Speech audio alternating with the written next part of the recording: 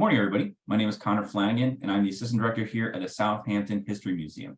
This morning, we are joined by Southampton Town Historian Julie Greene. We're going to be doing a talk today about Southampton's treasured trees.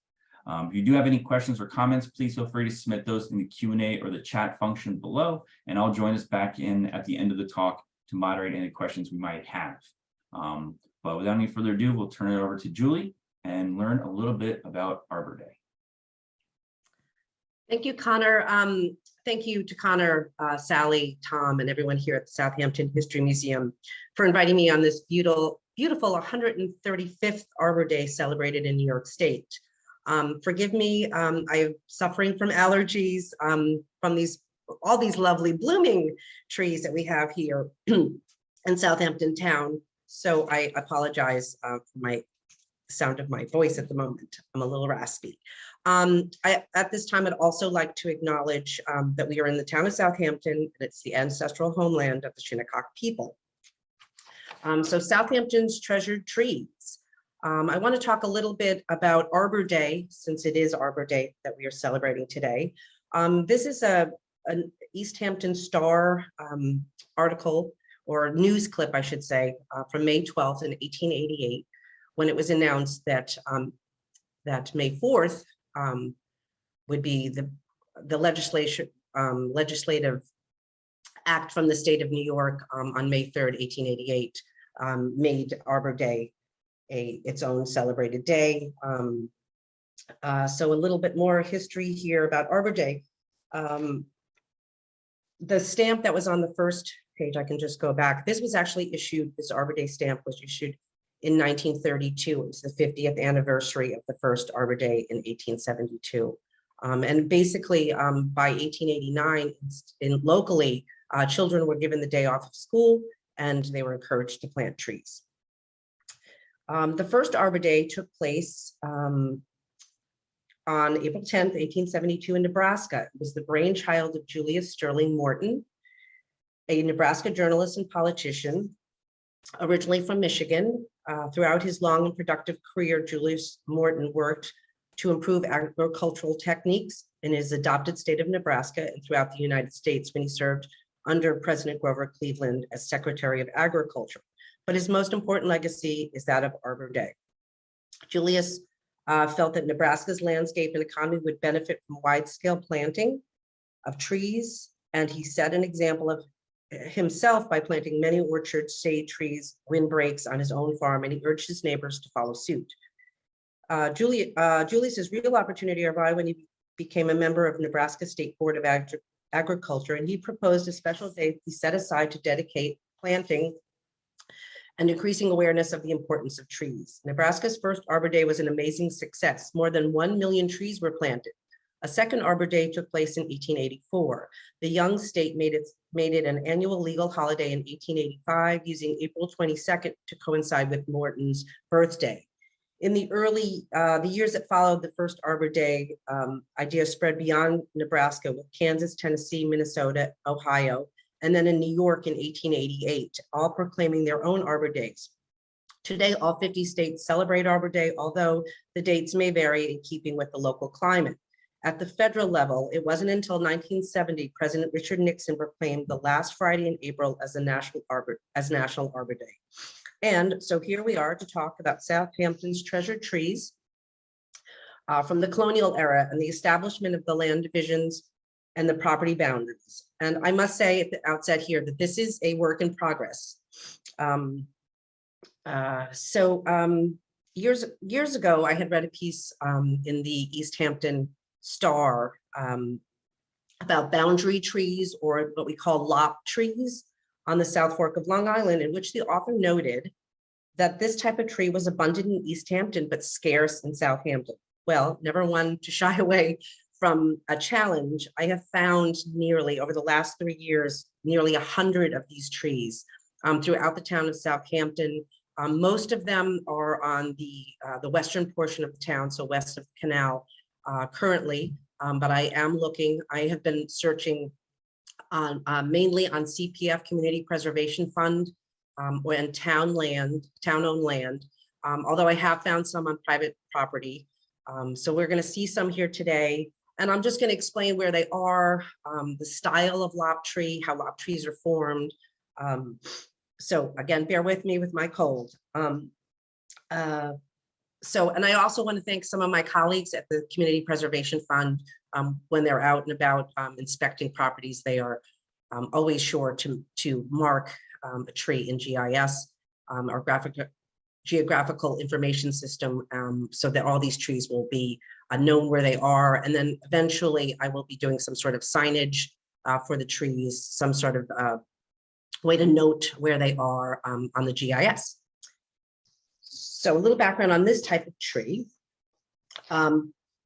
These are lop trees that are at Squiretown Park, and these are the first three trees or four trees that I saw that are of this lopped nature that I recognized as lop trees. They're very unusual.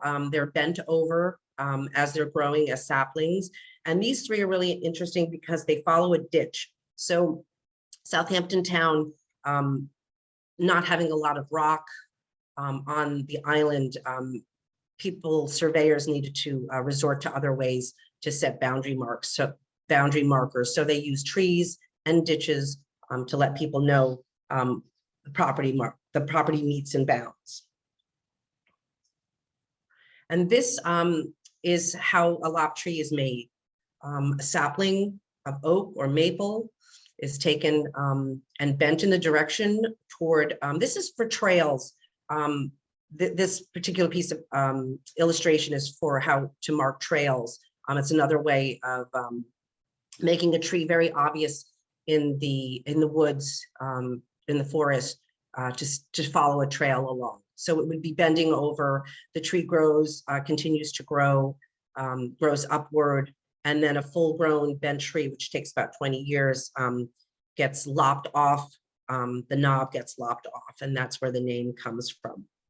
So before surveyors could use marble or concrete boundary markers to set out meets and bounds for various properties in the original colonial division of lots, trees, especially white oaks, were cut above the lowest lateral branch, so the tree became disfigured and obvious, going by the name lop tree or boundary marker trees. This was a practice in high use on Long Island, as I mentioned, due to the lack of rock, in particular to build walls for, if you go most places on New York State, anywhere northern, north of the city, there's an abundant amount of rock, and there are rock walls that will go on for miles and miles. So that's a very prominent way of doing boundary marking outside of Long Island. So we know that they were usually white oaks, and they were formed off, as I mentioned, by lopping off the stem above one of the early lateral branches when the tree was but a mere sapling with loppers or pruners. And as the tree matured, it grew out and upward. And I want to show you, this is one of the perfect examples of a lop tree here in Southampton. This is at the Mulvihill Preserve in Noyack, and I'll talk about this a little bit later. But in about 20 years time after bending over a young sapling, you would have a tree that formed a kind of a chair or the number 4, and that's a lop tree. And this one in particular in Mulvihill Preserve is actually to note where a natural spring is. So this was originally in the 19th century. This was Spring Farm, known up there for all these natural springs. This is an image of 18th century surveyors. This is not actually in New York. This is actually down in Georgia, but it's such a wonderful thing to see how surveyors went. And I'm not sure how well you can read it, but the words that are going vertically, they say hickory and black oak and maple. So they went from tree to tree, and that's how they marked the property boundaries. This was for a William LaFew, and it's this plot in Georgia. But it's just such a wonderful picture to see how they use the rods and chains to mark and measure. Okay, so one of the, on the eastern end of Long Island, the white oak picked for this job by early surveyors, most likely for 3 reasons. It was a common tree, choosing the white oak was a common tree on eastern Long Island. It was the longest living of the local oaks, and the bark was a light gray almost white, thus a white oak lop tree could be seen in the woods at a distance, and because of its light hue and shape. It has been suggested that some of the lopping of trees was a trick the early settlers learned from the local Native Americans who taught the English on Long Island so many things to make their lives easier. But there was a little bit of debate as to whether this was solely a Native American practice and introduced to settlers of Southampton. In the disposal of the vessel, which you can see part of here, this is the original contract that was written in Lynn, Massachusetts on March 10th, 1639. It's actually, this is the Julian calendar, so this is actually 1640. March 25th would be the first of the year at that time. So this would actually be 1640. And this was their contract to develop a plantation on Long Island. And lop trees are mentioned prior to settlement. So in the next thing, so it says at the bottom of this passage, this is the transcribed excerpt from the disposal of the vessel. This is in the Southampton Town Records, book number 1 on page 4. It says, likewise, no person or persons whosoever shall fell or lop or carry away any tree or trees, firewood or otherwise, off from any lot or lots whatsoever, for as is the land, so shall the appurtenances be every man's own peculiar property. So Old English for sure, but it does mention felling a tree or lopping a tree. So it was a practice that they were familiar with prior to settling in Southampton. But however this came to be, the lop trees do kind of have a spiritual presence. Not only do they feel, they tell us something about the early days, but they're also, their venerable aspect is not so different from that of boundary trenches, old rock piles, even stone walls, all of which were used by the early inhabitants to demarcate boundaries. The lop tree, however, is the only living relic of the bunch. The fact that very few lop trees have been damaged or cut down that we know of by the hands of man over the years show that they are somewhat revered by the town's residents. Show you, this is a map that was drawn in 1797, commissioned by Simon DeWitt, who was the New York State Surveyor General. And he asked all the towns on Long Island and throughout New York State to answer some questions about their town, plus put a map together. And I have kind of highlighted a little piece of the map, which is our western boundary with Brookhaven. And as you'll see, what's circled in green there says this is the boundary between on the border of Southampton and Brookhaven townships. So there was a boundary that marked the border, probably somewhere on Old Country Road. There was a tree. I recently found a newspaper clipping from 1874 where it mentions that they put marble and stone markers in place of a tree. So that's my next hunt, is to find those new markers that are out there marking our border with Brookhaven. And I wanted to show you what a bound tree looks like, or a boundary tree. This one is in Eastport. I've got its location circled on the left there where it is, but it is on private property. But it is in the corner of 3 or 4 properties there. And it's a wonderful tree and a wonderful example of a different type of lopping. So they actually cut lateral things and bent over more than one area or one lateral branch and pulled them out. And that's why it's kind of grown out and shows real elbows to the branches that go upward. Another interesting thing whilst researching the lop trees on Long Island is when George Washington made a trip to Long Island in 1790. It was kind of his victory lap after the Revolutionary War. He came out, he didn't come out as far as the eastern end or the South Fork of Long Island, but he did mention lop trees, and I will read to you what he said in his diary. Their fences where there is no stone are very indifferent, frequently of plashed trees of any and every kind which have grown by chance, but it exhibits an evidence that very good fences may be made in this manner, either of white oak or dogwood, which from this mode of treatment grows thickest and most stubborn. This, however, would be no defense against hogs. So what he's referring to is fencing was very important in the early towns on Long Island, especially to keep livestock in or out, depending. Fences are mentioned throughout. Hedges are not mentioned in the early records of the town. It's all about fencing. And you would be required to fence your property. And if you didn't do so, you would be fined.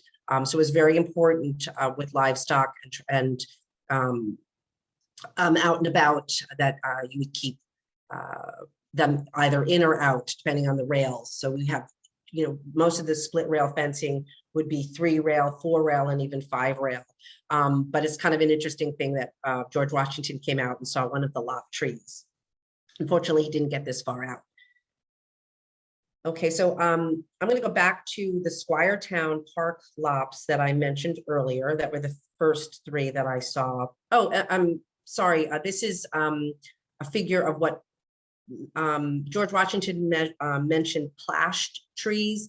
And this is what was done in England, where they would take hedges and and kind of weave it together to form a fence.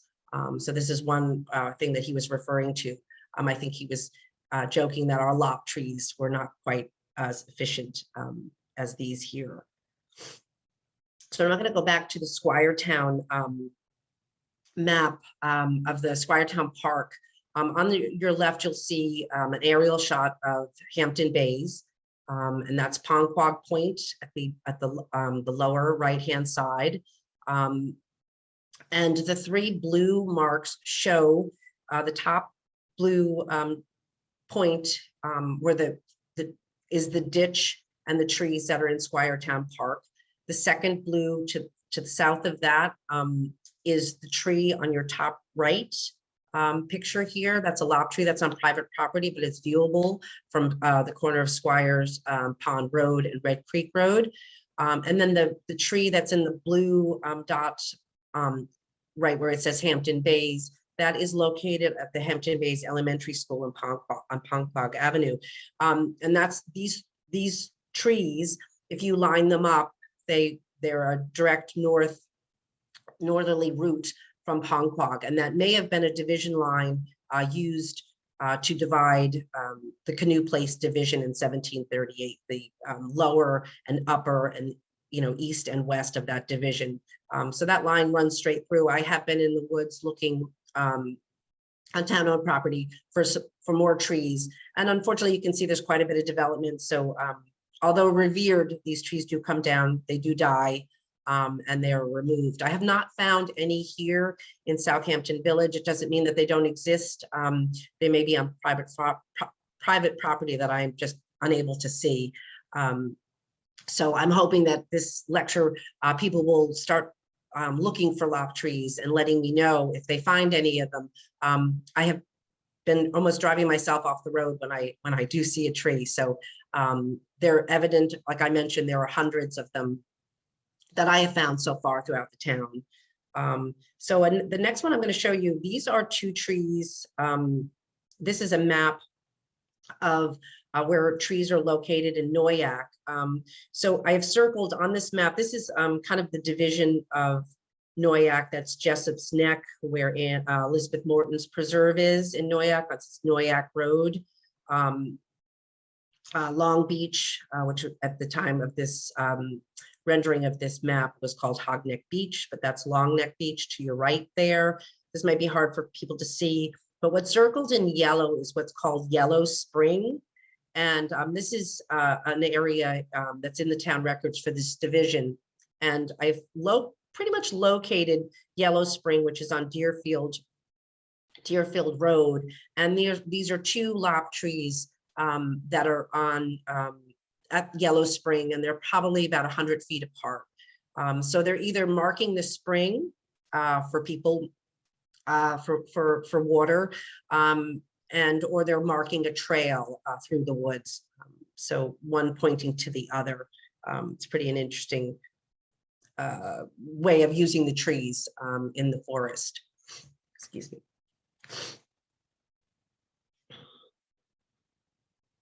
Okay, and now we're back to the Mulvihill Preserve in Noyack. As I mentioned, this was Spring Farm in the 19th century and even earlier, but most of the information I found and researched has this as an active 19th century farm. It was also the location of a brick kiln. When I went down, when I found the tree, and I'm not the first to find it, I'm sure many other people have noticed this tree. But when I went down and I removed some of the leaves away from this, I did find early brick. I had talked to a gentleman at Fordham University, a professor there that studies brick, and he agreed that the brick that I had found is 18th century brick. It's before the Revolutionary War. So that was a really nice find. For those that don't know, Mulvihill Farm is where Brick Kiln Road and Stony Hill Road meet. The entrance, this is a CPF property, so this is hiking trails and the like. It's a wonderful piece of property to check out. And if you get down to see this tree, you will see the brick. And I ask that people don't take anything out from the trails. Leave the brick where it is. But it's kind of a special spot. Brick Hill Road. When roads were named in the colonial era during settlement time, the roads were named because you were going to something. You were going to the ox pasture. You were going to the brick kiln. So the fact that the Brick Kiln Road was established in the late 1600s, this might have been the first brick kiln in the area.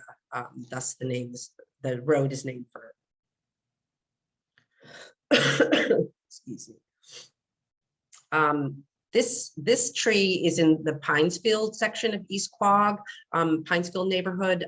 It's a classic lop. It is a perfect lop tree.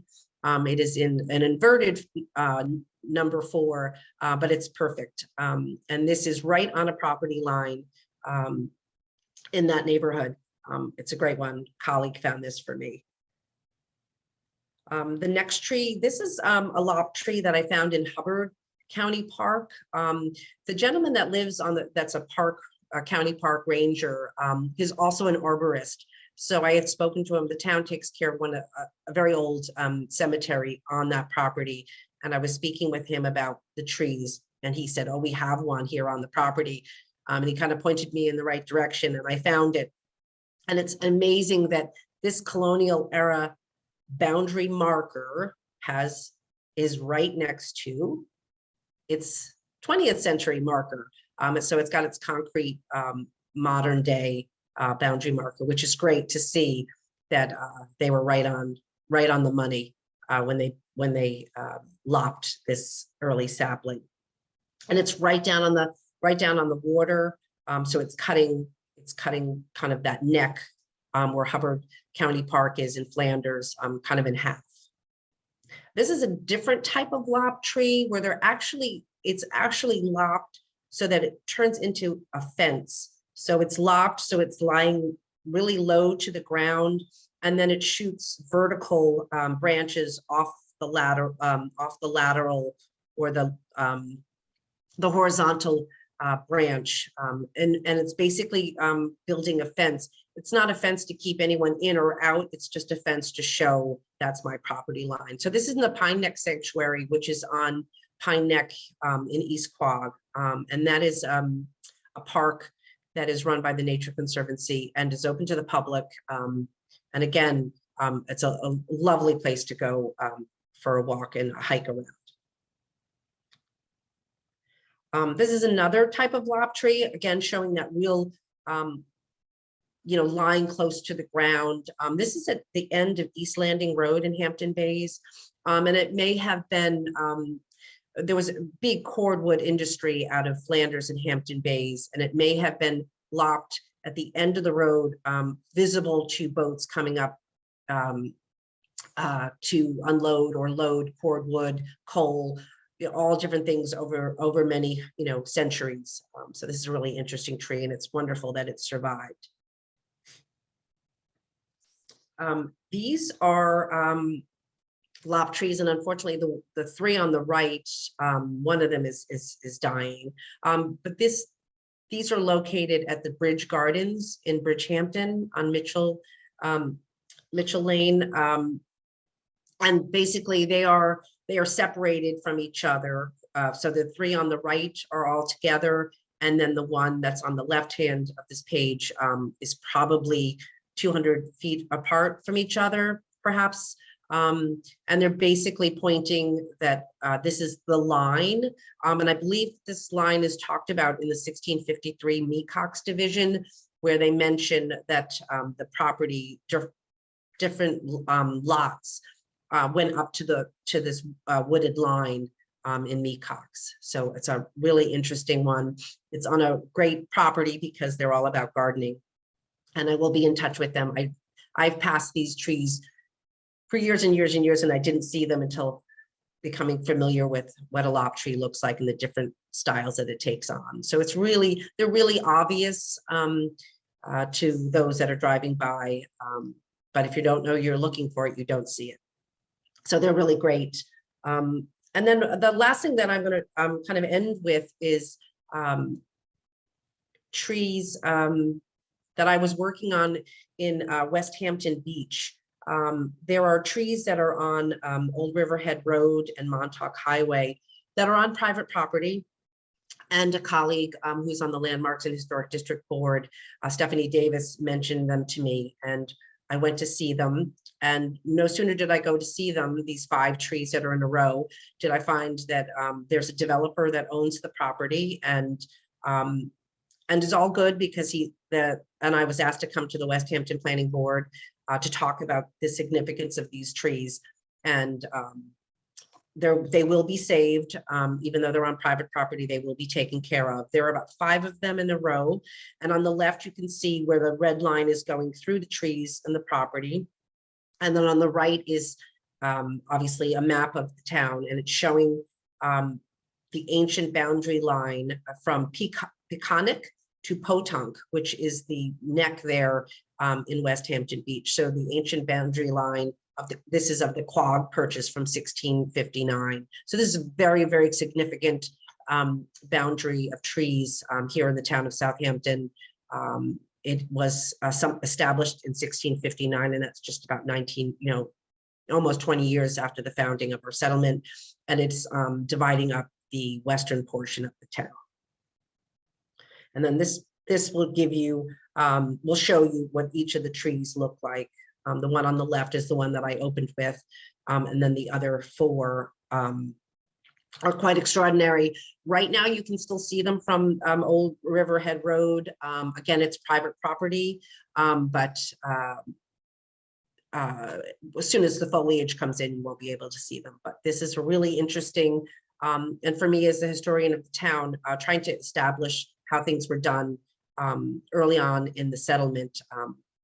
It's pretty incredible. These are pretty incredible trees. And I'm just going to show you this one last slide. This is a lop tree in Middle Island, New York. Now, I just recently found this image at the Quogue Historical Society, and they had a picture. It's labeled on the back that it's at Middle Island. I'm going to look in to see if this tree is still in existence. This is quite a spectacular tree. As you can see, it's been lopped and re-lopped in order to make some sort of a boundary. So they're not just here in Southampton town. As I mentioned, East Hampton has quite a few, and they're on Long Island. So if you're out and about and you see a lop tree, please let me know. I'd be happy to take the information and find out where they are. So, and I do hope you see the value in preserving these trees, vestiges of our town's history. Historic buildings are not the only relics in need of preservation. And thank you for allowing me to bring this, bring the awareness of these trees to you. So thank you very much. Thank you, Julie. Thank you. After all these Zoom talks, I still feel weird every time without the polite clapping. But I know you need a soundtrack. Yeah.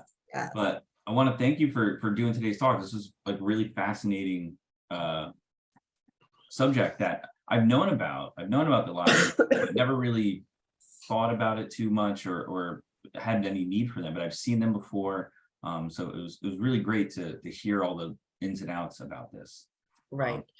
And these are this is just a handful. You know, I could have put many more up, different ones that, you know, I don't know if I mentioned, but the trees were pointing in certain directions. So if something was a boundary of a corner, the tree would be pointing in a certain direction. And if you follow that direction, you'd probably find another tree pointing in another direction, or pointing back at it so that you know that would be a straight line of a property boundary. Wow. It's pretty ingenious. Yeah. So if anybody has any questions or comments, please feel free to submit those in the Q&A function below. I'm going to ask those to Julie now. So first question we have here is, hello, in regards to the lop trees at the border between Brookhaven and Southampton, what did you mention? What road did you mention that they may be near? They are near, oh heavens. Let me go back. I'll say you can definitely scroll back if you need to. Let me scroll back. Where did so North Bay Avenue, so that's off of Montauk Highway. And again, you cannot see it from the road. It's kind of trapped in back of properties, but it's right on the corner of those 4 properties. And I think the other is something Pond Road. I'm sorry, it's not up on that. Let's see. The other question I have here is not a question. Is someone saying thank you that they love lop trees. And this is a great presentation. Thank you. I had a question of so if somebody were to find one of these trees, right? They're maybe walking in the woods or driving around. Is the best way to let you know just to simply email you at the town, or? Yeah. So sure. And my email address is just jgreene with an GREENE, and then it's at southamptontownny.gov. I would love to hear people finding these lop trees on their hikes in the woods.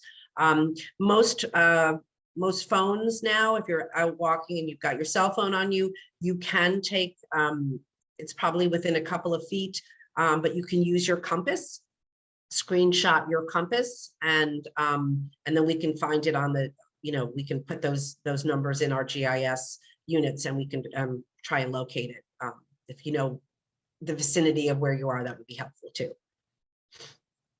Yeah, that'd be great. I think maybe a good idea too would be there's a way, Julie, we could talk about it afterwards. There's an easy way to create a shareable, like Google map, essentially, where people could, as they're walking, mark those pinpoints, and then you could check it randomly or when you have time and see those, and then do the same thing, coordinate with right. And stuff. Ultimately, we're working on a historical GIS, geographical information system within the town, and it's one of the things that I want to have, on that is where these trees are located. They'll probably be marked by a green triangle for trees, and if people find them, we can verify them, and then it all could get added to the database, which would be fantastic. And I'm trying to find the name of that road. Sorry.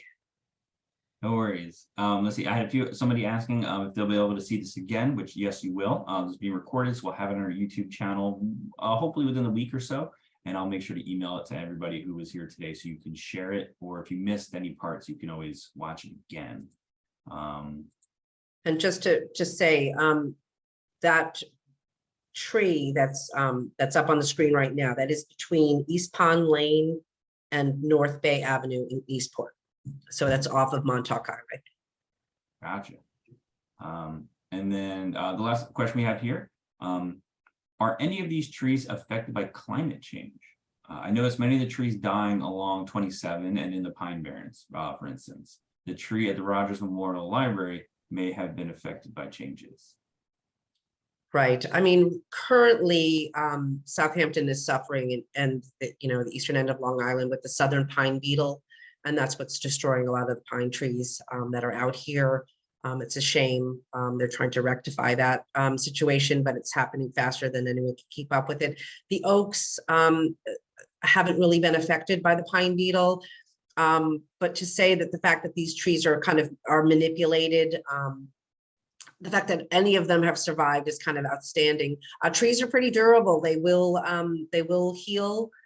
Trees that are, if you ever notice, sometimes a tree will get knocked down, uprooted a bit, but the roots that are still in the ground will sustain it, and the tree is still alive. Yes, I mean, climate change is just going to affect everything, all our natural landscape, but these trees, I think the tendency for these trees is to kind of hollow out a little bit. But the more I research and the more I learn about how to protect them and how to care for them, we will hopefully be able to do some of those things.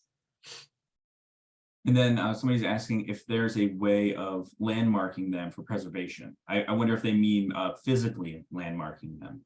Yeah, I haven't brought that to the board yet, but perhaps. As I mentioned, they are just as worthy of preservation as any of our historic, our other historic structures. Do you know of any place like any other towns or states or any place where they do physically mark the trees in some way, maybe with like a sign or something? Yeah, the arborist that I was talking to at the Hubbard County Park, he did tell me that they have particular nails that they'll use that have springs on them. So we could tag each tree. We could have a little disc, like you'll see some of the trails that are blazed nowadays are not blazed with paint. They're blazed with little signage. We could do something like that, a little disc, and you use a nail that is that won't hurt the tree necessarily. It's on a spring, so you allow it to grow around the nail hole. So that's something in the future, once we kind of get this database kind of put together where all these trees are. It's definitely something that I would like to do, especially on on our trails, on our town-owned properties, for people when they're out hiking, that they'll come across a tree like this, they'll know what it is. Great. Well, yeah, and the other question we had here is about 15 different people saying that this was great and wonderfully researched, and everybody enjoyed it, and thank you for bringing lot trees to their attention. Great. Yeah, so I want to thank you, Julie, for joining us today. I want to thank everybody for listening in and enjoying the talk. I'll make sure to include in the description of the YouTube video as well, Julie's email, so that if anybody in the future watching this knows of trees or anything, they can reach out with anything they might find. And otherwise, we'll see. Thank you, everybody. Happy Arbor Day. Happy Arbor Day.